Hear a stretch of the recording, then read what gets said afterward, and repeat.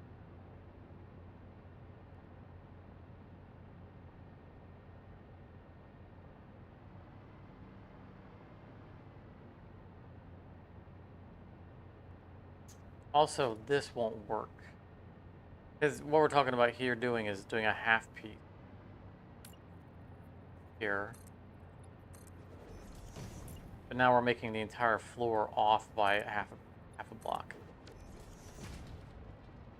So we would then, this is where the walls would extend to.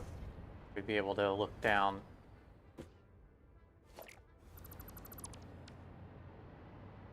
To look down into the void and do so for the whole walk. But then we get this. And there is no half block for glass. We can't offset it because then this end would be off. Sure, we could offset this whole thing over half a block as well for it.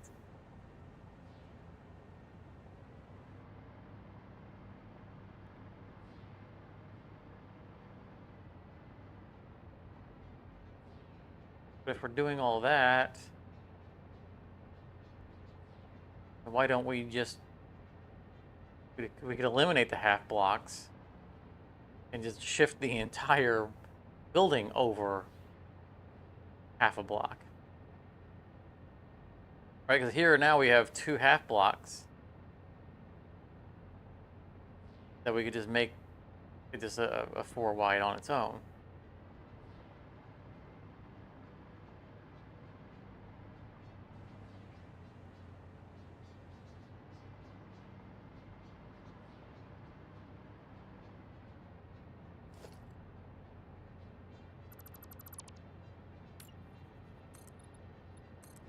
That. This would still align perfectly down here.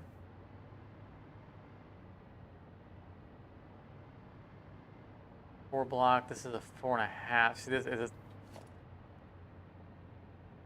Why would this be a different width? If we're centering off of the width of the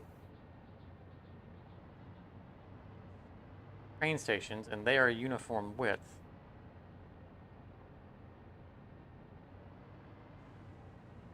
That should go for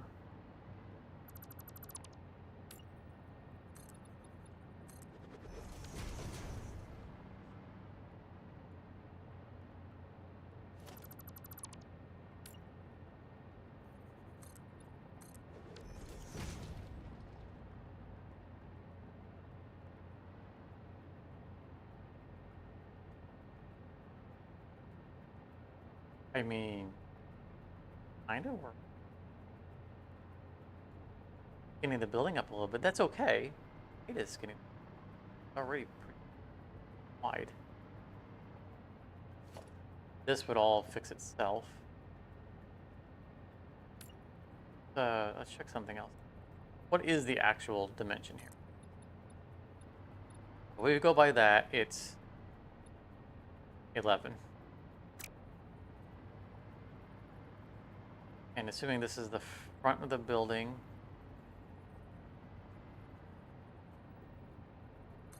add 1 to that. That's 8, 9, 10.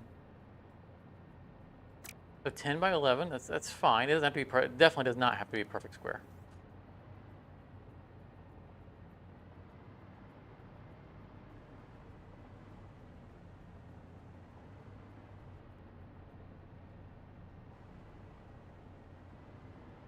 Also would make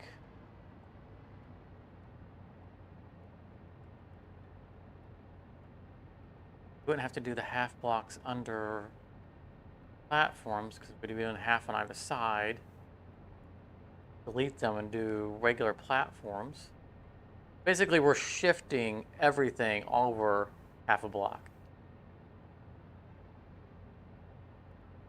I think it works. Works.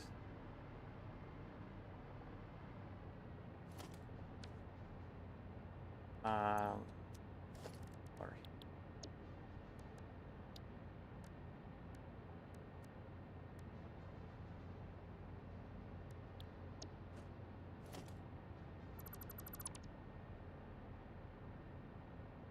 You don't need that right there was just an example. We've actually determined where we want those then.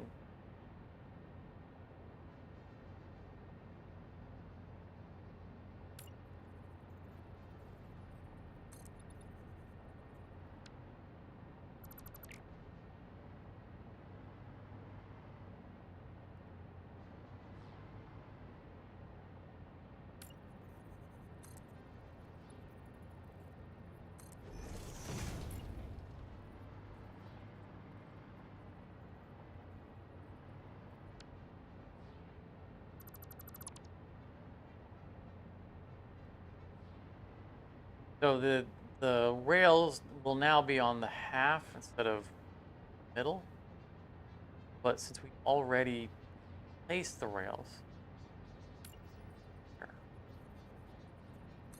or there's nothing wrong with having a rail line going down, the actual line of a, like, if you have two blocks straddling, there's nothing wrong with that. It's just I've come so accustomed to how my turns work if I'm centered on the block. That's why I center them. Each of these stations are centered. I also, to give us the room to not have the freight platforms butting into each other too tightly. So there's an added benefit there. But now that I have them all centered, I don't care. The floors remain where they're at.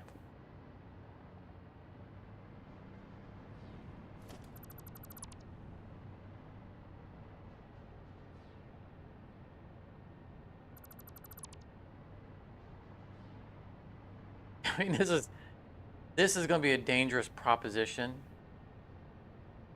for flashlight. Of my replacing all of this because I have to fly under the entire platform.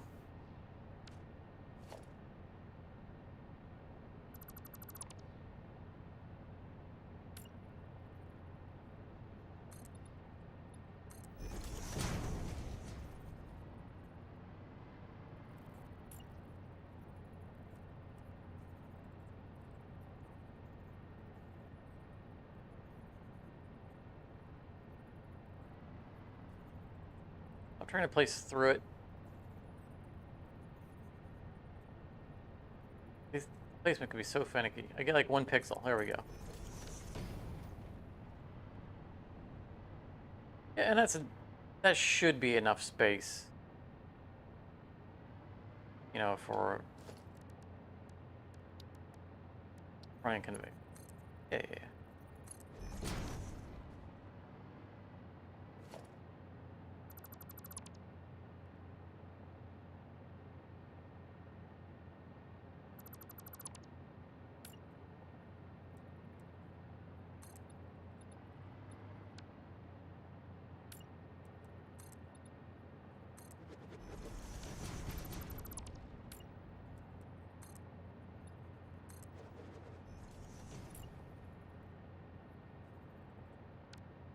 And for the outer walls here, I think it'd make more sense to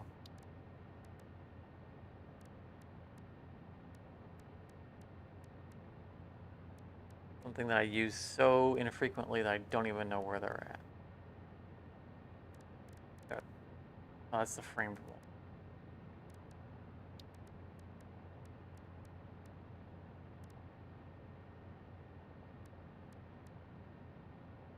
I swear there is a glassed version of the...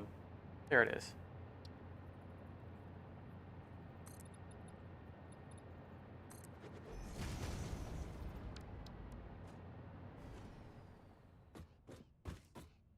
Yeah. This looks very supportive of the weight. That would be above it.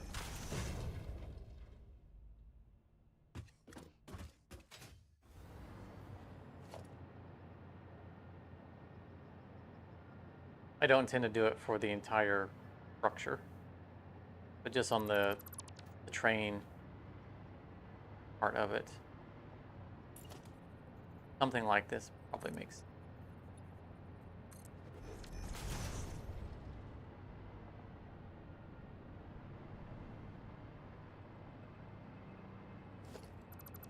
You know, it's funny 'cause we were talking about the amount of time it's going to take to define the size of the floors based on how many machines we're going to have on the floor.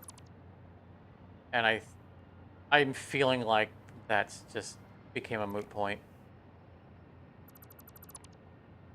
You know, just deciding on the aesthetic of how we want the floors to look. I think it might be defining the size on its own.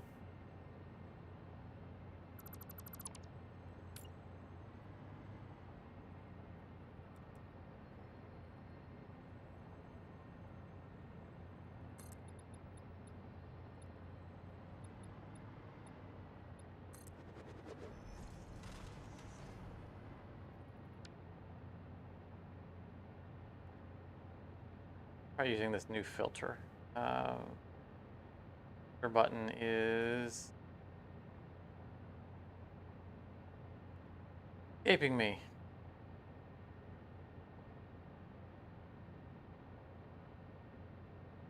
Why am I not seeing the button for filter? It was there before. Am I blind?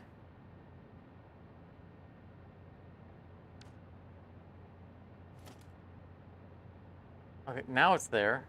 That was weird.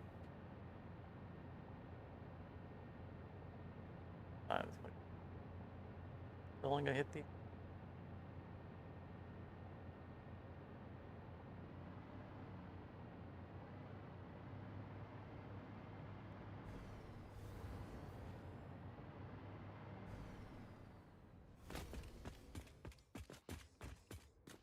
Oh, I'm at my limit.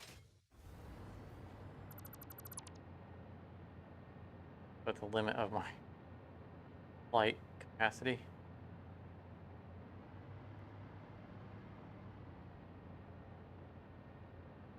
All right, and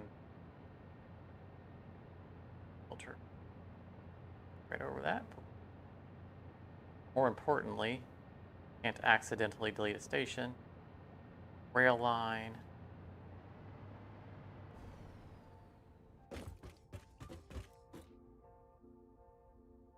Or whatever I just accidentally scanned over while I was trying to flight again.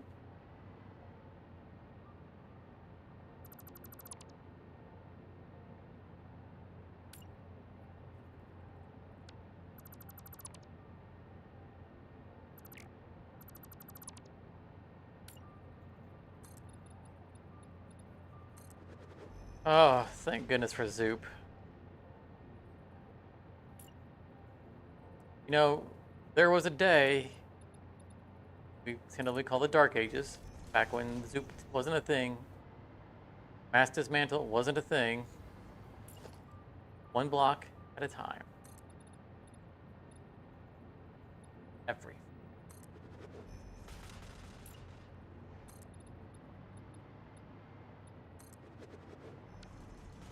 I don't like throwing around the term game changer because it gets devalued in how often people use it.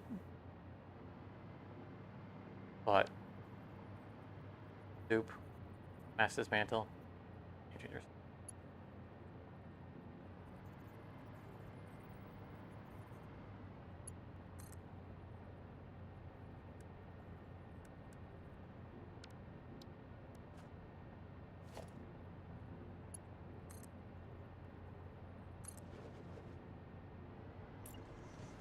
Mark 3.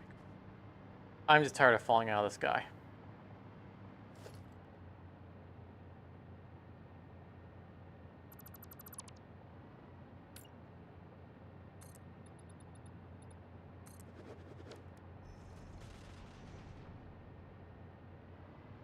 I think this is our floor.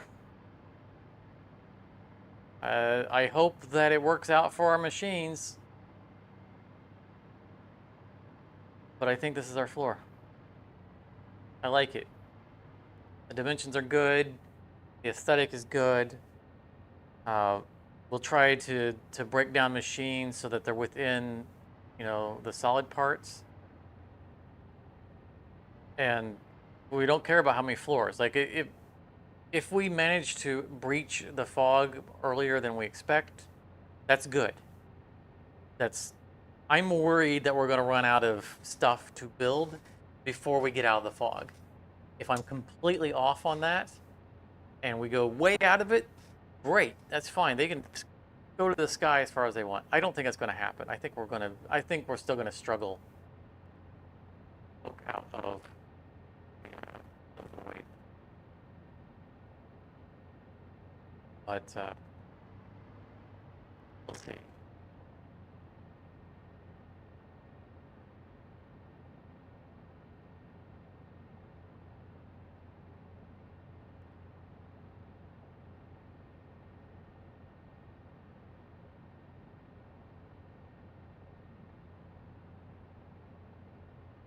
Not that.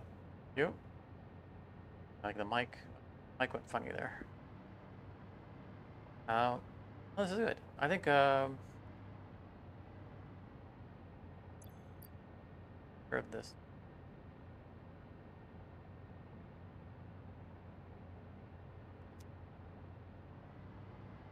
That way. Screen do we have to be on to?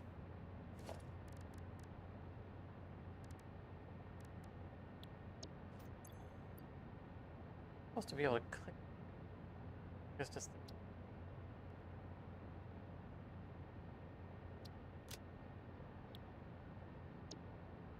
It served its purpose. It gave us the totals that we needed for everything, and then it sat there the entire stream just kind of being there.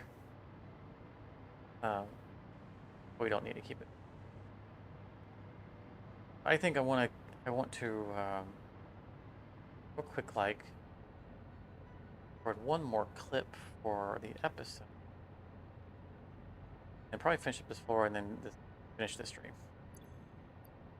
Oh, real quick, one more that may or may not make it into the episode, but anyway. All right. Oh.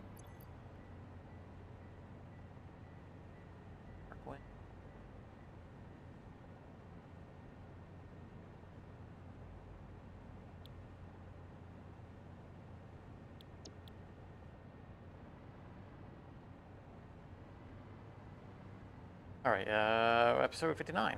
Update here. Okay, just another quick update. We've been back and forth so much on this. We're just, I mean, all the rail lines are run, and there was talk of needing to figure out what the size of the floors were going to be by mapping out, all the machines and getting totals, and then there's a nightmare worth of stuff that needed to be resolved in order to determine the size that the floors were going to be. And we put it off. We're on stream, and I was like, you know what, we don't have time to do that on stream. I'll just kind of do it between episodes, because I knew it was going to be something that was going to take a long time, and I didn't want to commit to it. Starting a new thing, because the streams are long. I admit it. And I didn't want to do it, but I said, well, the thing we can do is we can at least establish the height at the first floor, because the first floor is going to be a transfer floor, and we'll go over that later.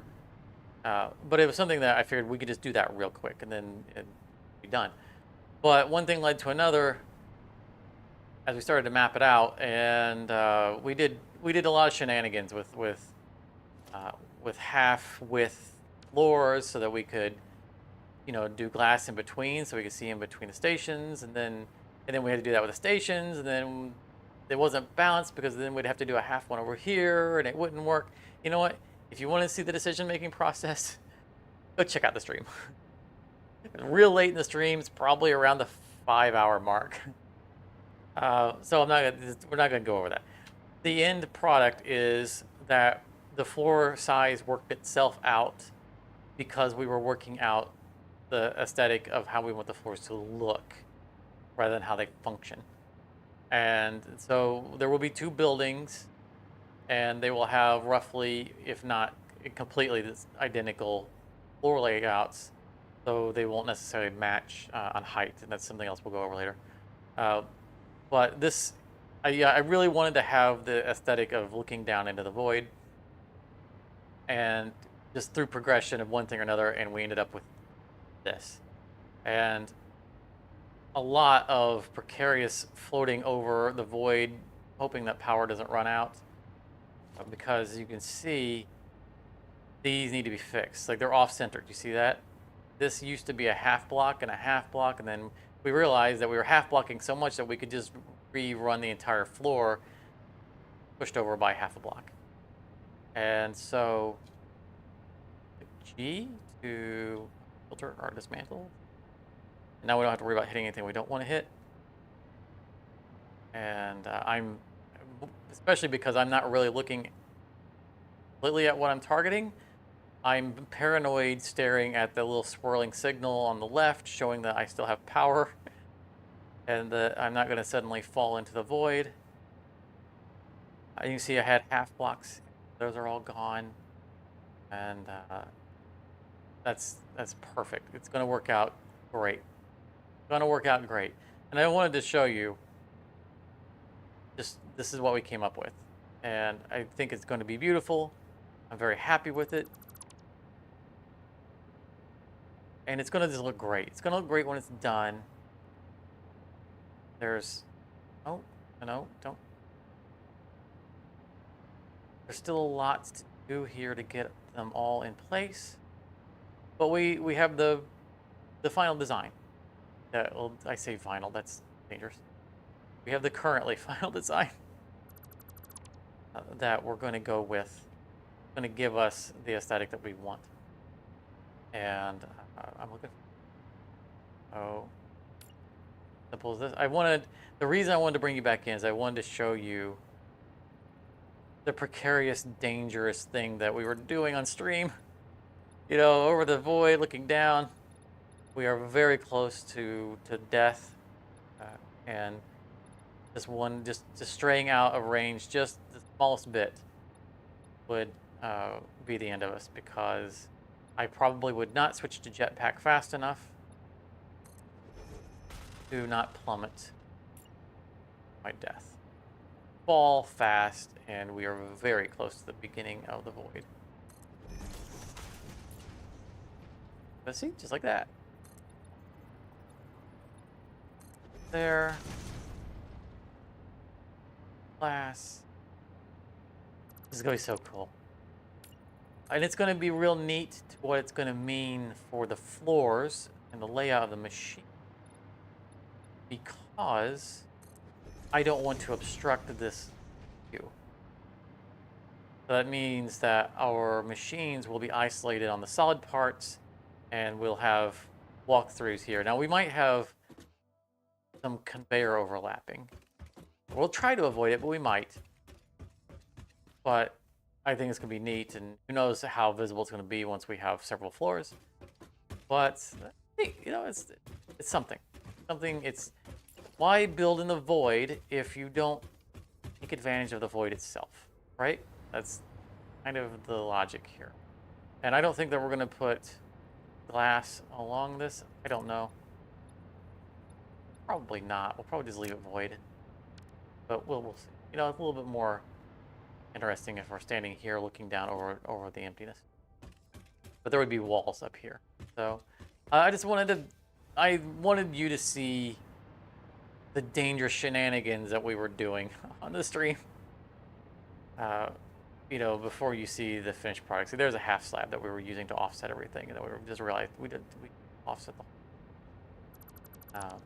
But anyway, we're real close to starting to do floors. And I'll have to look at how much time we have on the recording for this episode. We might be able to get started. We'll see. We'll see. We'll have to look in the editor. And if not, then maybe next episode, maybe next stream, because this project's not done. And we're streaming it until we're finished. I assume there's going to be at least one more stream. But we'll see. Let me get back to work, and I'll come back with you when I know what we're going to do for next thing, or whether we're wrapping it up.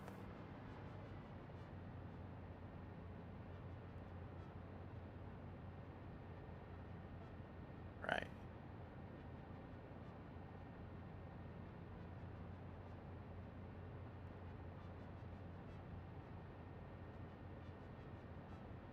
You know, it's a personal thing. When I watch as a content creator, I watch other people's videos, episodic stuff, not the live streams. And I'm always looking for the jump cut and how well they've buried it. But in a lot of times it's a clear and obvious cut where they didn't like what they said, or had to do another take, especially if they're live on camera, and they just don't do another take. And I usually feel like, you know what, I would just re-record that bit, and so I smoothly did it in one talking, because I don't like doing those jump cuts. And so you're seeing me do. Obviously, I didn't pre-script any of this, and this is kind of a skill that you develop the more you do it, and it helps to have your. Oh no, those are my wall of not dying when I come out of that. In fact, let's test that right now because we need.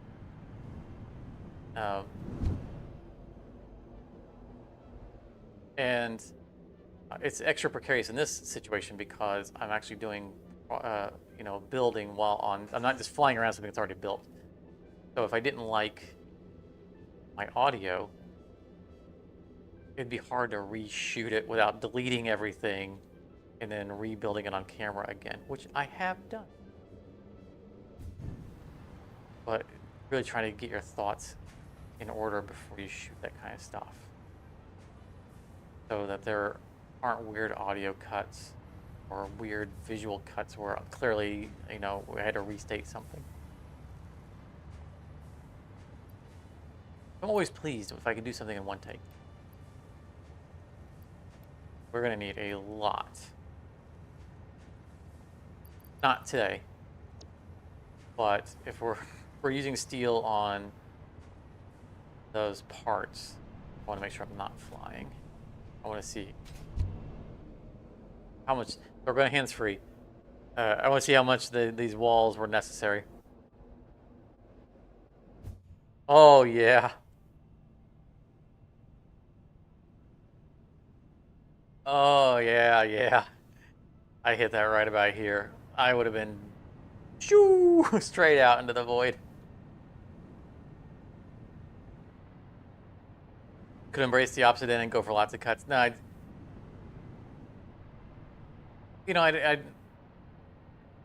I'm far from being I'm not making money doing this, so technically I'm not a professional YouTuber.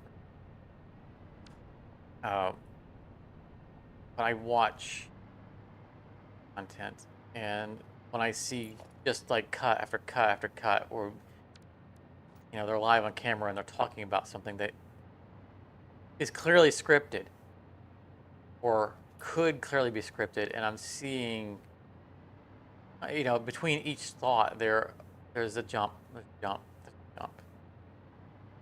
And my professionalism or perfectionism just says, no. If I were doing that content, no. I would reshoot a lot of that.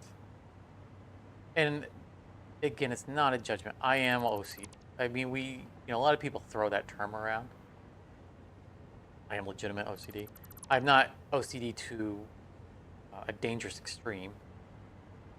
I've seen people who are really bad cases, and I'm really glad I'm not there. But it is something I struggle with. I don't want to say I'm strong-willed enough to overcome it in when it's important. But I have to recognize that my standards aren't everybody else's standards, and just because they're my standards doesn't make my standards correct. So when I say that I see other people don't perform to my standards, it's not a judgment call on their part. I'm not saying they're doing it wrong. I'm just saying that if I were in their place, I would do it differently. And I have been in there, and I do it differently. The amount of reshooting I've done, especially on scripted, is enormous. Especially like doing Minecraft stuff, where I try to make sure something blows in once, because it's so obvious when you jump that if it's something that I know ahead of time I'm going to save, I've scripted it, I will do a lot of, so like, because you're like, I remember an episode in my Minecraft series where I was traveling from point A to point B to meet up with another member of the server, and I had to cross an open terrain that had a path that players had made that had half blocks here and there to vary the terrain, but not always. And so you could run into them and stop moving, because if you have a full block in Minecraft, don't auto jump up. I mean, there is an auto jump, but you don't want to use it because it's silly. And it was circuitous, and I needed to go from one place to another, and I needed to do so while I was talking. And in the F5, to where you're facing your character, so you can't see where you're walking. And I'm trying to read the script on the side and trying to move, not being able to see where I'm going. And I kept running into one block, and my guy kept stopping. I reshot that scene so many times, and it was a 15-second bit. I was running from one portal to another, and the person was waiting on me, like, "Are you coming?" Like, yeah. I gotta reshoot this. Yeah. Now hang on, I gotta reshoot this again, because I didn't want there to be a cut in my audio, because I was reading a script, and I'm trying to eyeball back and forth, and not being always able to see actually where I'm going because of the terrain itself was inconsistent. And no one would have cared. No one would have cared if it's been. But my OCD wouldn't let me do it wrong by my standard. And when people do a lot of content that takes a long time, I can definitely appreciate not wanting to reshoot long bits. Because we all have schedules to do other things.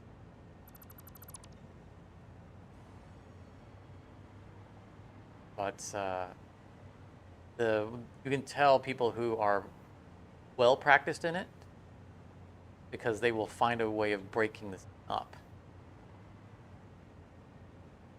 so that there isn't a problem with the jump. And they'll jump zoom in. They're covering up the fact that they had to stumble in the script, and that's fine. That's a great way of covering a sin.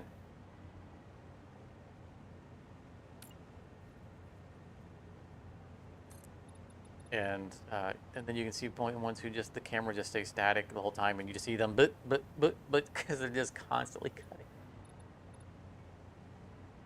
That's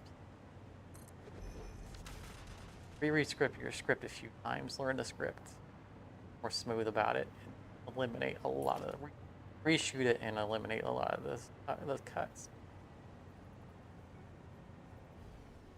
It's like you don't care about your craft.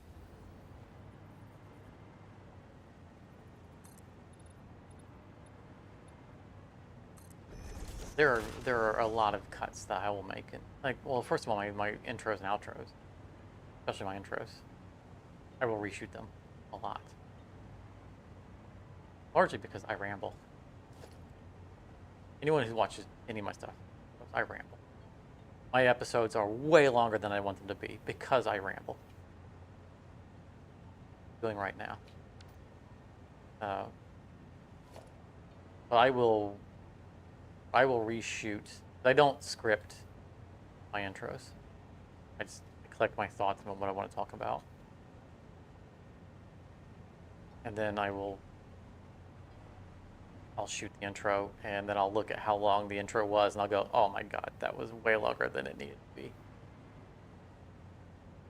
And so I'll reshoot it just from scratch, rather than editing it down by cutting out stuff, because I want the thoughts to be coherent. I want them to flow appropriately. And I want to minimize the obvious cuts, actual obvious visual cuts. But there are, even the final product, final recording of it, if I'm good with what I said and how I said it, and how long it took for me to say it, there will still be stumbles in there where I mispronounce something. Decide on the fly of a slightly better way of saying it.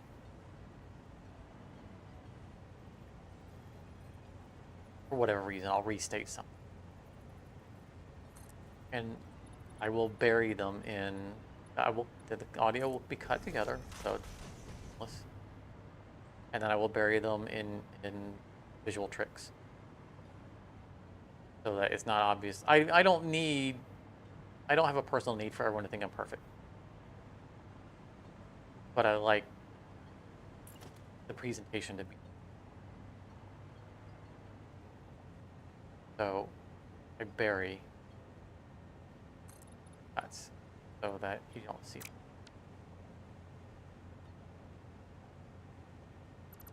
There's tricks to do so. Over.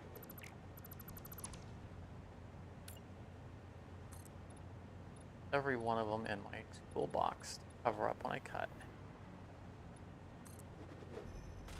so that the audio presentation are going the wrong direction.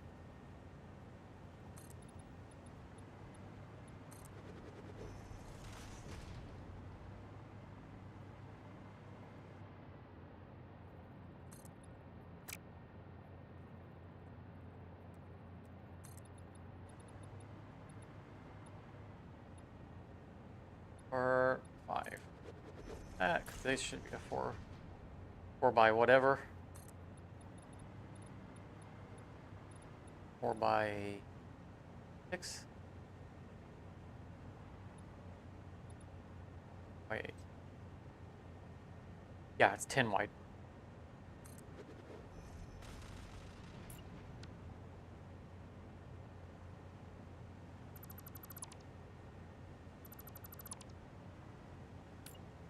But I think this wraps the first floors.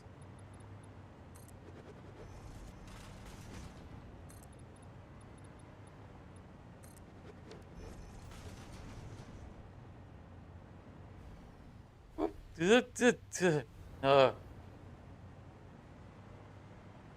over here.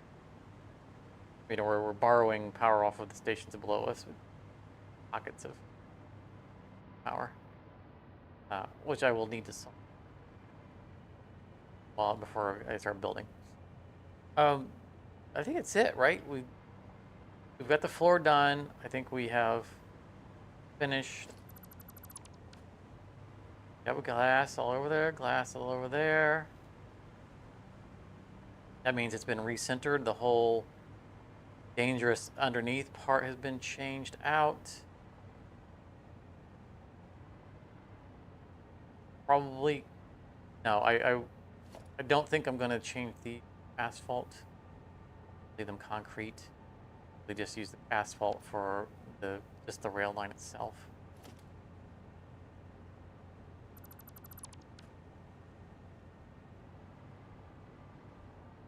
But, you know, he thinks are so. We have all the stations established. We have all the exits established. We have all the blocking signals, I think, in one of the other stations over here. Yes, good. So all signals are in place. At some point, I'll need to go through and break up these segments Right now, this is one massive segment, which means no trains. When one train pulls out of its station, all the rest of them will be stuck in their station until it's all the way up to the top. Can't have that happening. We need these to be flowing smoothly. So that's. I'm going to need to just kind of walk the spiral and just kind of eyeball. We want them to be roughly the same length. And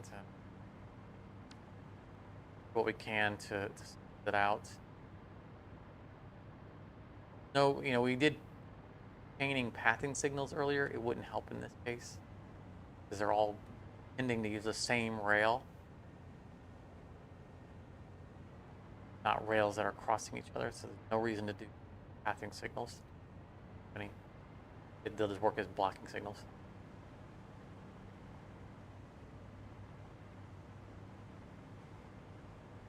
All looks good.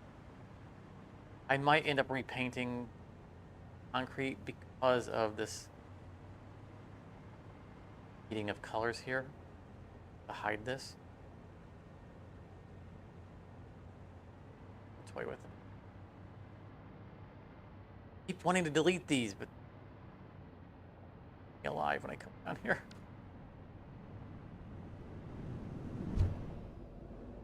Oh, we've made great progress. Great progress. I'm very happy with it. Very happy with the way the project's coming together. We've got all the material we need here for the machines. That's done. And we have our on-site manufacturing running.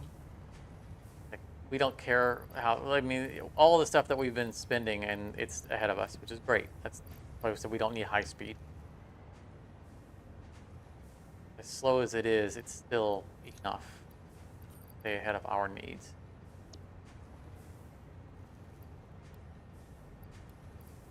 Basic.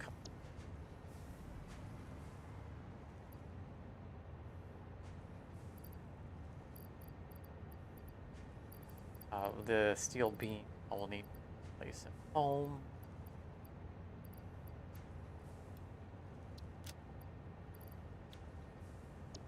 That's good. Did I leave a train on the track down there?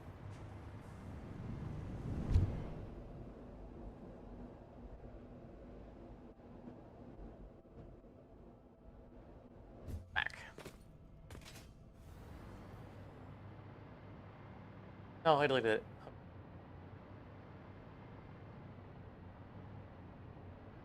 We should rename these stations. Oh, nope, there it is.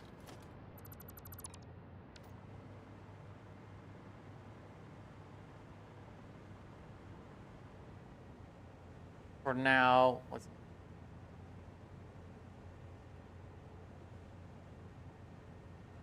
what is 1, 2, 3, 4, 5? We'll go back and rename them later when we know what product is going to be delivered to those stations.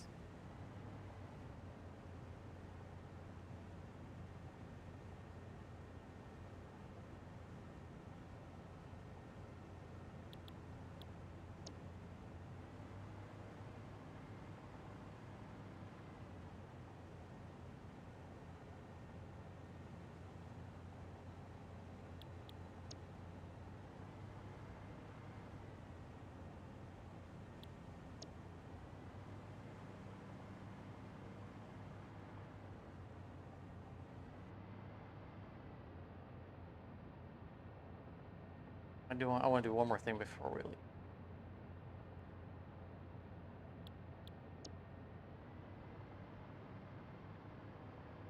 Minute to do it, but testing happened.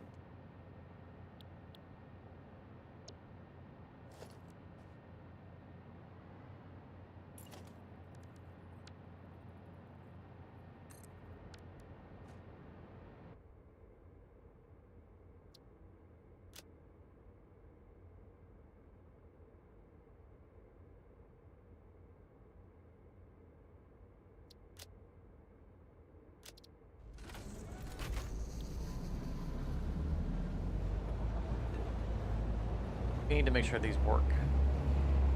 Yeah, so that's going to the tube. That's a temporary thing.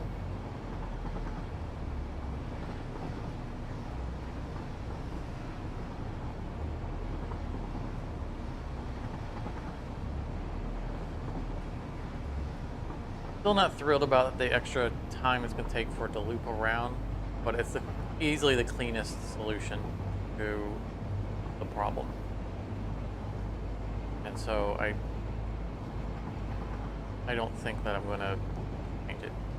I mean, it looks fine. And the trains really aren't going that far. Only one train that's going a long distance. The one that's going all the way back home. Oh, I said there was only going to be one train that has 3 cars. That's not true. The second train has 3 cars. It's going to be the one who's picking up the turbo motors and taking them back home. So that's a thing. Also, that's going to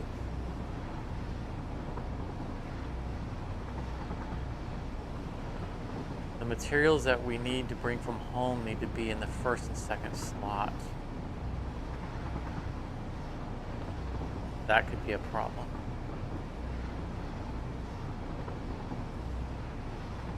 I don't think we have a station at home that could... I mean, technically we have a station at home that could do this, the first and second slot, but it's our personal station. Absolutely is not going to be an automated station.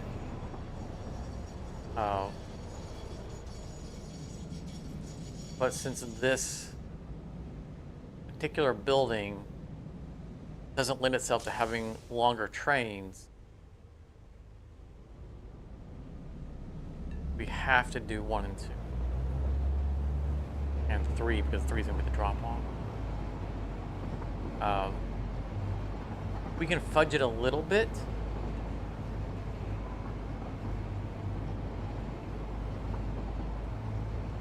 By having, I mean, we have to use 1, 2, and 3. So like we could use 2 and 3 as carrying the material,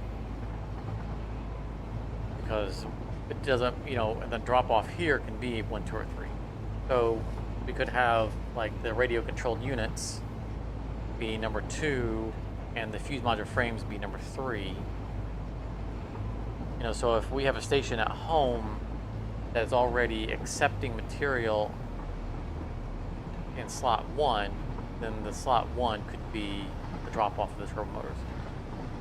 So we could move it a little bit. But I don't think that we can get away with it, because our third station at home, I think the first 2 spots are nitrogen gas.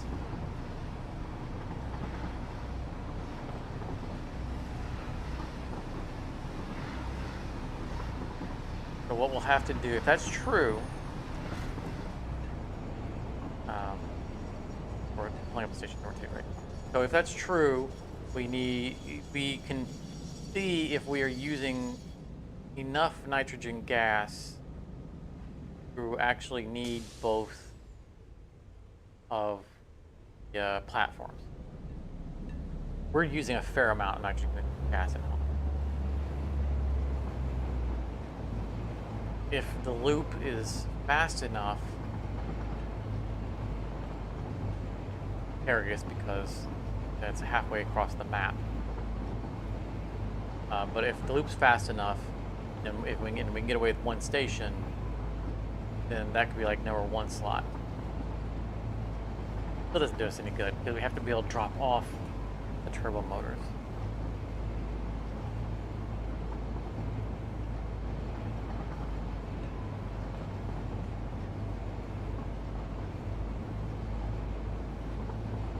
And we're going to pin our hopes in station 2.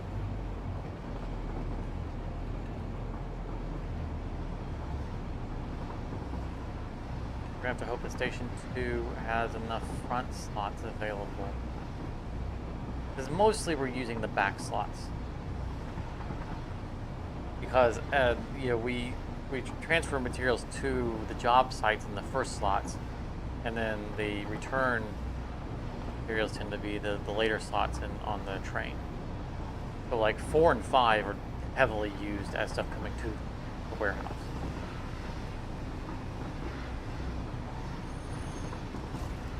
So slot 1 and 2 might be.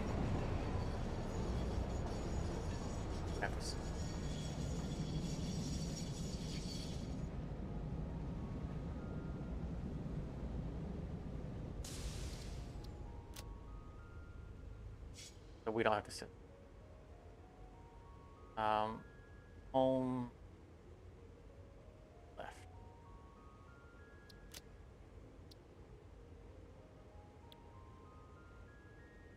Wait a minute. Oh.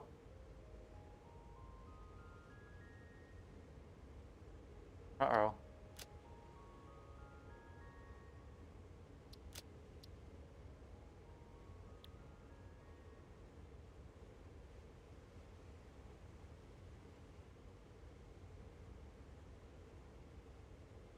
Saying station 3 is its next place, but that's where we're at.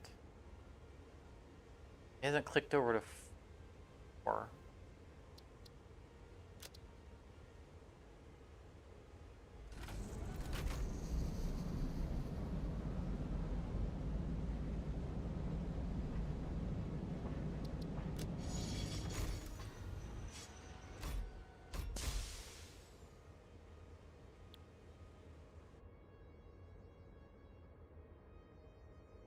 Drive through it.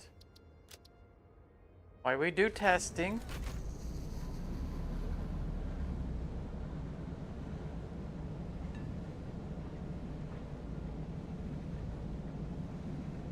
So we definitely know that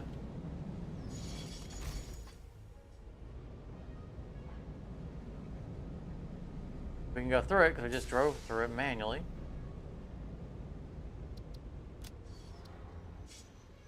Something else is going on because it drove to here. It knew where the path to station 3 was.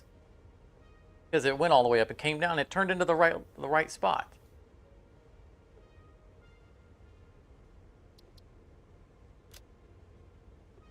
Yay, bugs.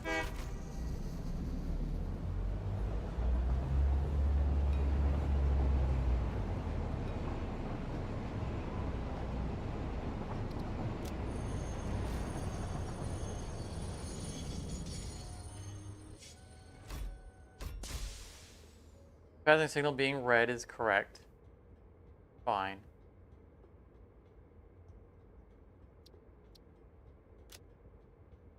I mean, it should be green, but that's the way they work. I don't know why they go red until they're...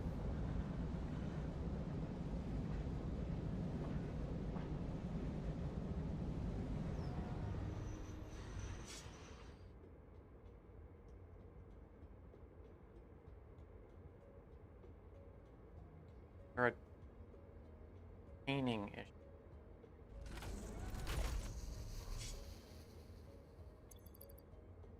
Good thing I didn't try to jump over the void.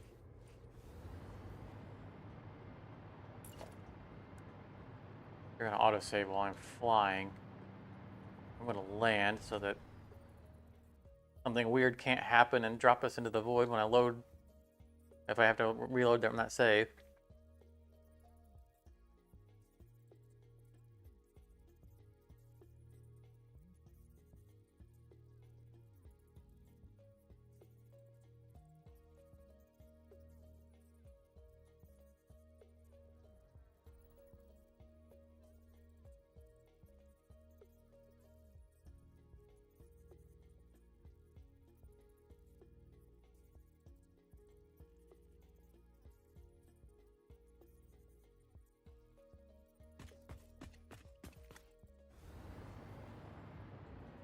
Let's throw a blocking signal down here. Just to make sure there isn't some weird, you know, reserving of signals way ahead for all the pathing stuff. Because now there's, I mean, there were other blocking signals, but, you know, just being thorough.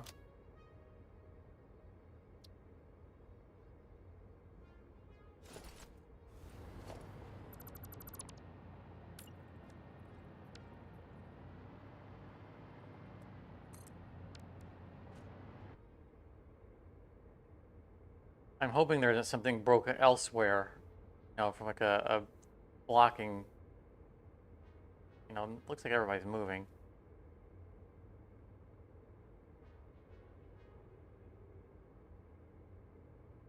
No congestion anywhere.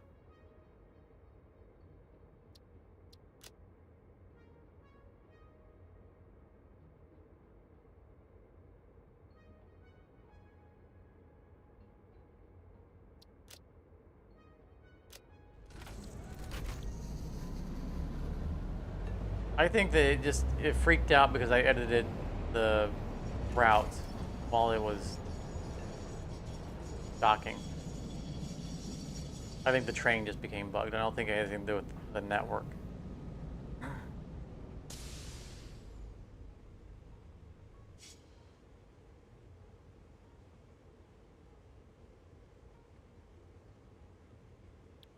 Not switching over to 4.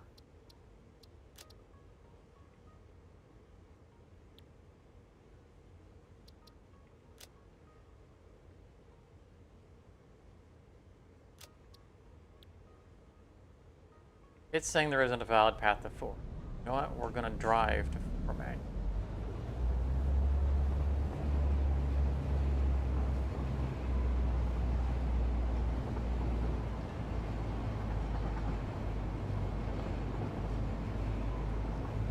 That time it actually flipped over to next station 4.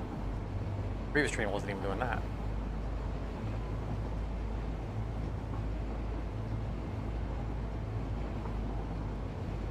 There might be a bugged signal or a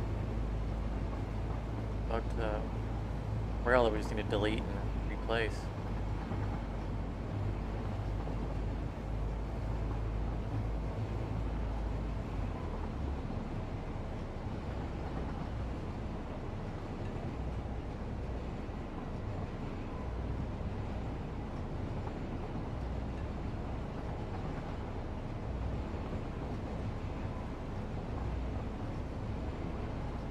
We'll need to come through here also and add blocking signals down this.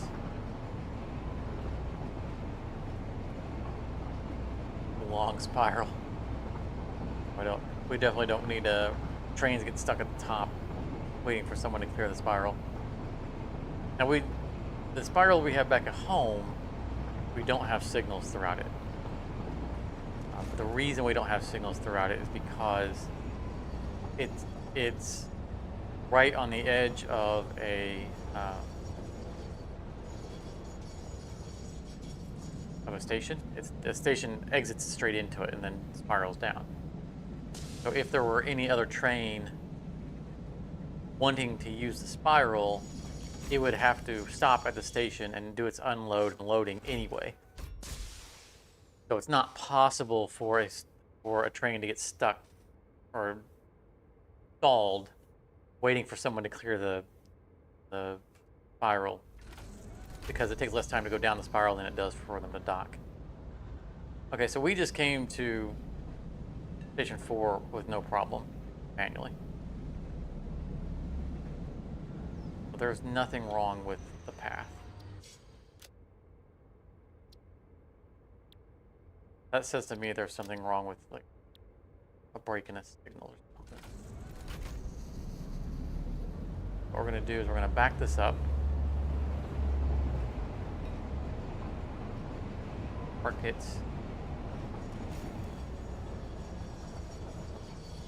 I park it up here because when I get out of the train, there's always a chance that my jetpack, my hover pack won't work and I'll just fall to my death. I want to increase the chances that I have something to land on. Okay. First turn it on. So if the route becomes valid, this will start going. We'll be at the station that it's going to. It'll drive by. This should be fine.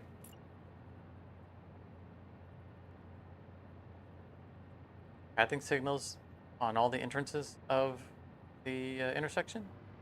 Blocking signals on all exits. Exit. Well, technically that's not a blocking signal. functions as one.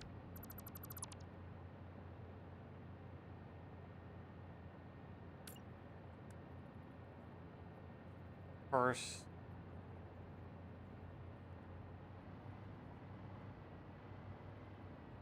see if this gets it to come any closer, or it gets to the pathing signals.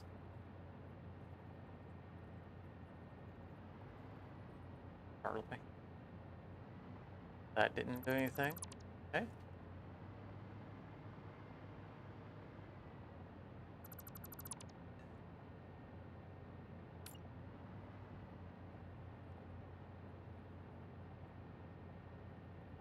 Oh. Chaining issue of pathing signals. It shouldn't be because it went to all the stations past it with no problem.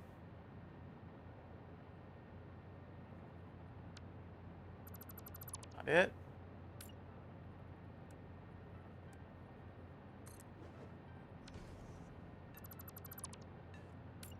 Now that truly isn't a valid route.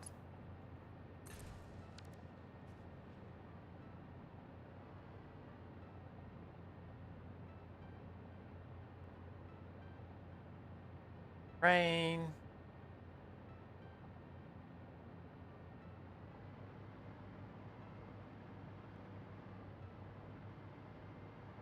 Probably thought that it was pointless for me to run this test. I knew better. Oh.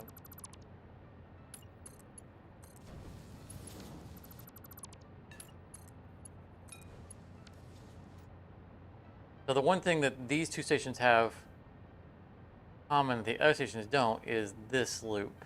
So if there's a problem with this loop, I mean, we know it's drawn out because we just drove it, but if there's a bug associated with it where the AI can't see past it, it could cause this problem. Whereas we wouldn't have the problems with the other ones because they don't have to look down this path.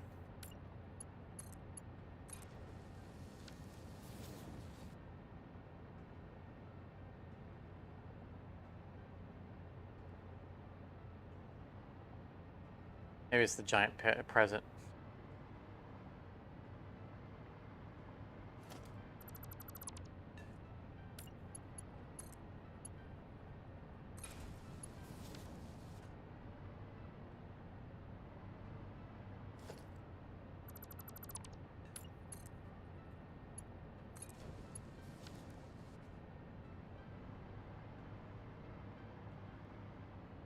No, it can't be that because we started the train in Turbo Motor 5 and that exited with no problem. But we've already driven down, because remember we talked about going through the tube.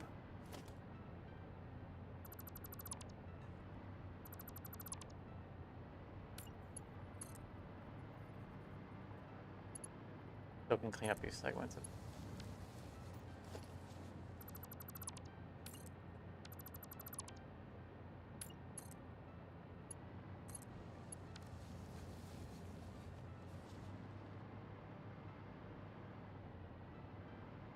Just Station 4.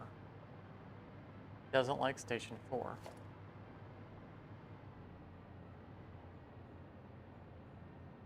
I mean, we haven't had approach Station 5, so it could be that it doesn't like 5 either. That invalidated that.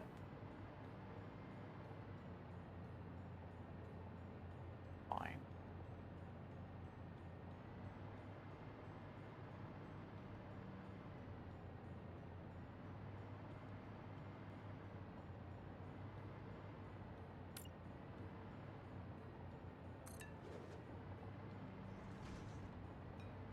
I think what we do next is we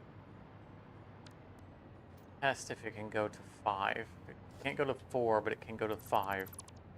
And we probably just tear down Station 4 and rebuild it.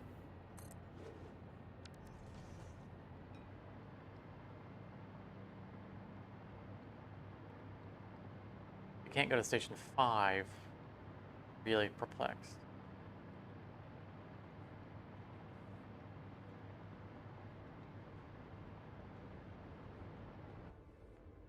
And I'm not going to spend any more time on camera troubleshooting this.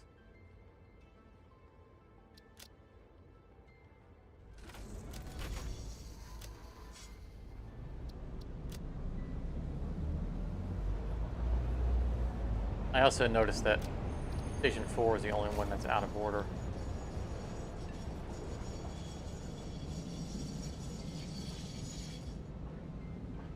So, it approached 5 just fine. Doesn't like Station 4.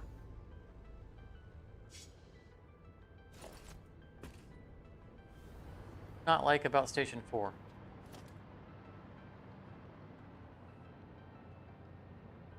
We're going to delete one thing at a time.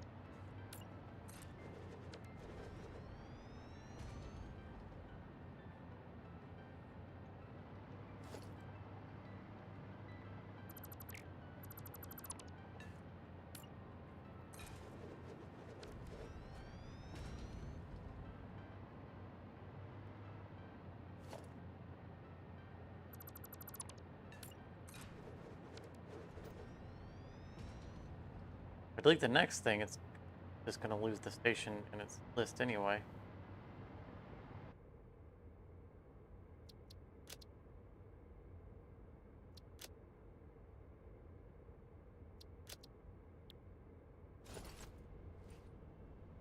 Ah. I.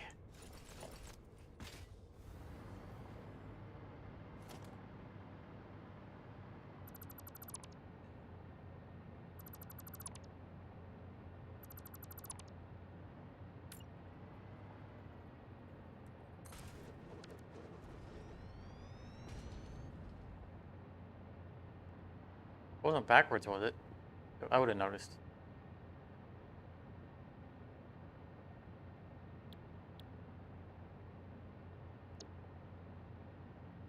Or backwards, I think the blocking signal would have freaked out.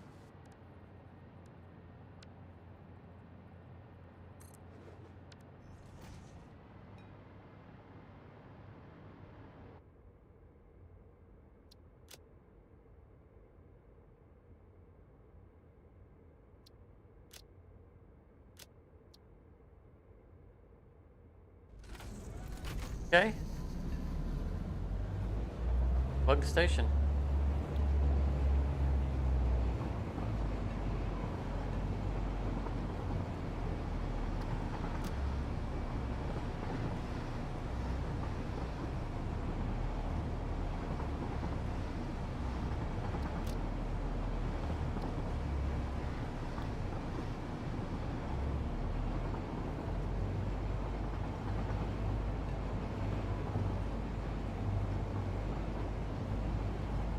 I'm glad we tested that. I mean, it was honestly a little bit boring. It probably wasn't real compelling content. We were talking about other stuff while we were doing it, you know. But, you know, you need to do those tests. Especially in a early access game where there are bugs.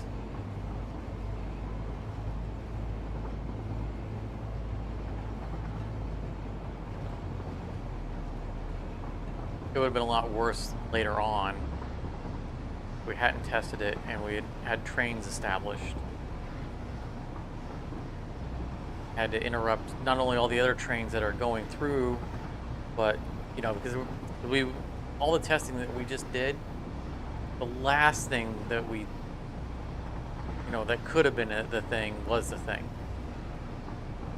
So all the deleting of signals and the different track lanes and driving through all that stuff, we've been doing that in the way of live trains going through and stopping all that stuff over and over again. And whatever train was assigned to this station, we would have had to reprogram it entirely because we eventually would have had to delete the station.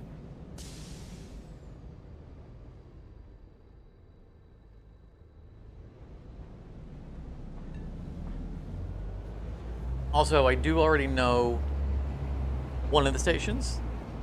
The middle one is going to be the turbo motor pressure cube station. The reason for that is that it's the train that is going to have the longest route, and it exits most quickly because it's the middle one going through the middle that goes straight to the exit. So I want that to kind of be the priority train.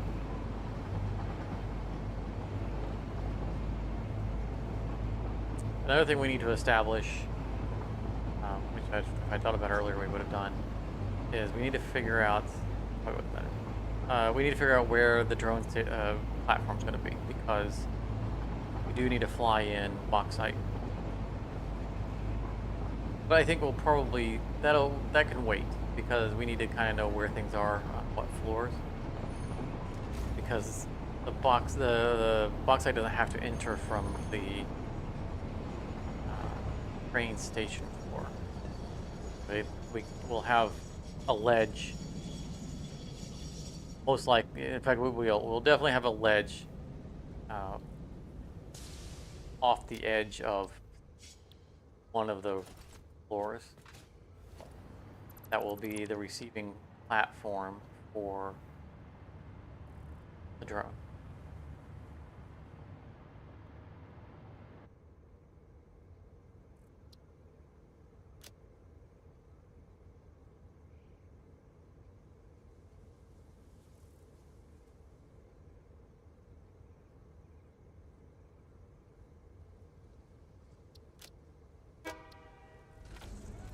Time to head home so we can wrap up.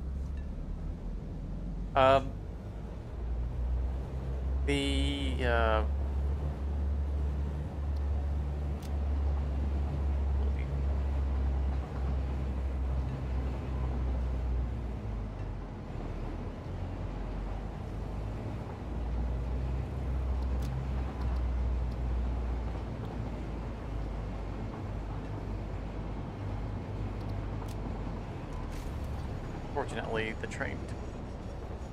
What is the quickest route to home, and home is not what we're.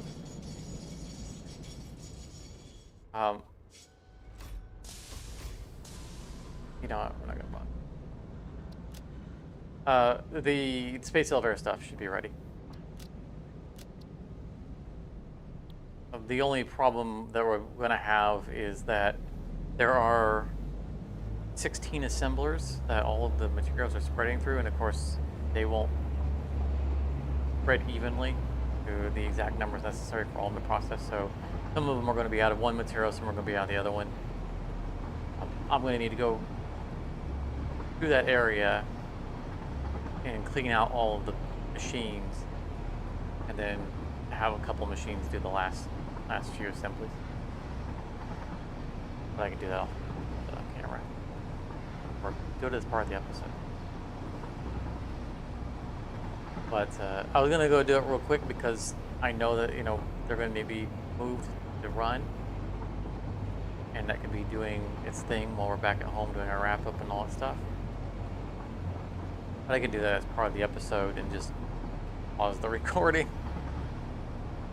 while they finish manufacturing. And the reason that we might as well do that all in one swoop is because I'm then going to need to route all those outputs through the station so we can take it back to space elevator and load it on the actual space elevator.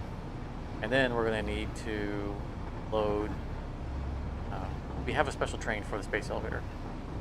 We're going to need to load that train up with all the materials that we need for the next phase, next product. So that's going to take time. That's definitely an episode thing.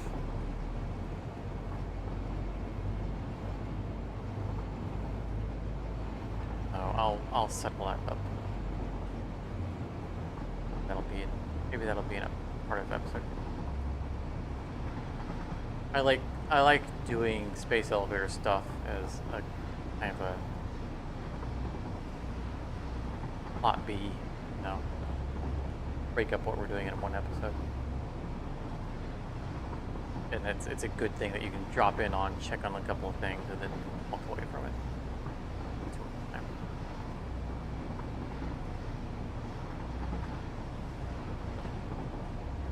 on screen.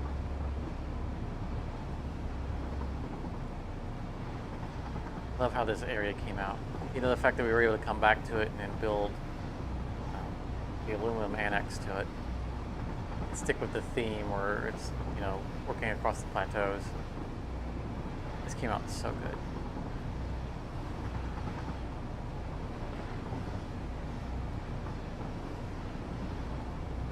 And they really added a lot of those rocks.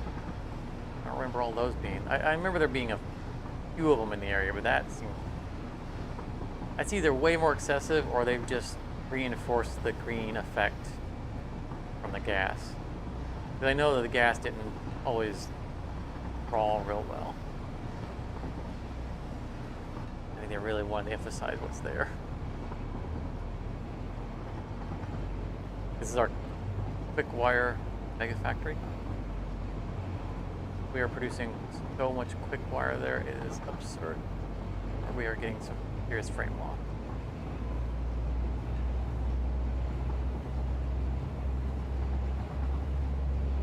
That was a neat facility.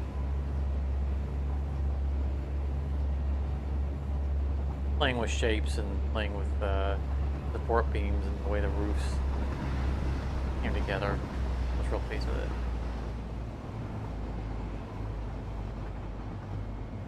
Creating everything in a kind of a golden light to theme with the colors of the product that we're actually making.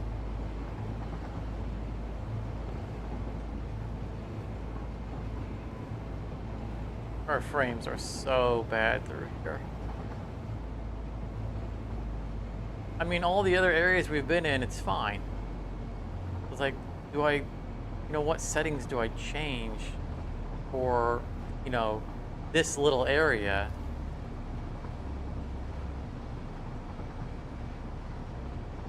That, without impacting what we see in all the other areas. Because if we turn settings down to a ridiculous degree, just this one little area doesn't stutter.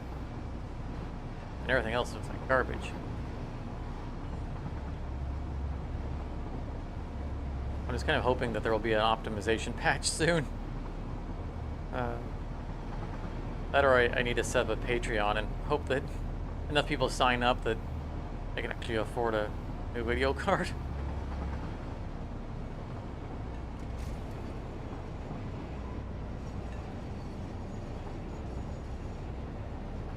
That's the first time I've noticed the other downward spiral from that angle, and it just looked weird. It was arcing over.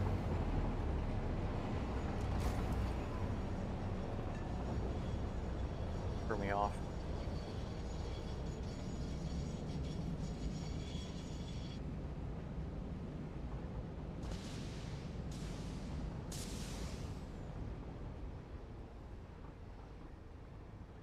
Docking.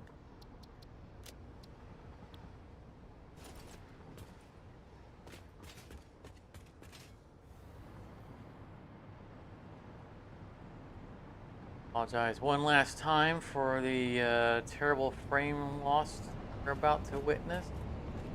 This is the absolute worst right here. Not only is the area frame lossy, but we're traveling at really high speed, so it gets bad.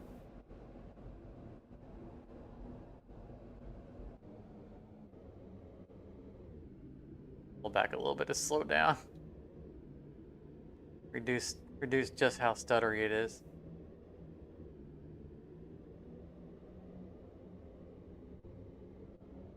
I feel like I should turn off the screen for this part.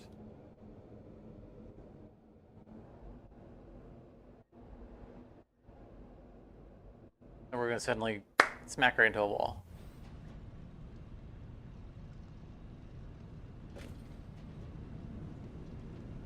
Gets a little bit better once we stop moving. Like, once it gets caught up on whatever it's loading. And I don't think that it's things that are moving. I think that it's a problem with just the loading. Like, it's not so bad once we're here. Like these particle effects are smooth. This is fine. See, we're not moving anywhere, and frames have recovered a lot. So it just must be how much the game is having to load in the area as we arrive. And I'm probably just going to hit the Discord and see if anyone else is experiencing this, because it could just be an issue of, the loading bubble has gotten smaller, waiting too long to start loading in the stuff in the area around us. That could be it. Because then everything's loading all at the same time as soon as we hit that dense area. The game's figuring out where all the machines are and all that stuff, and then because once we're here, like I said, the frame's much better. So I don't know. We'll have to investigate. But if that's the case, then turning down video settings will have no impact on it. It's not like we don't have enough RAM. The game's getting a little old, but it's ridiculously powerful machine. Anyway, enough tech talk. Thank you very much for coming out.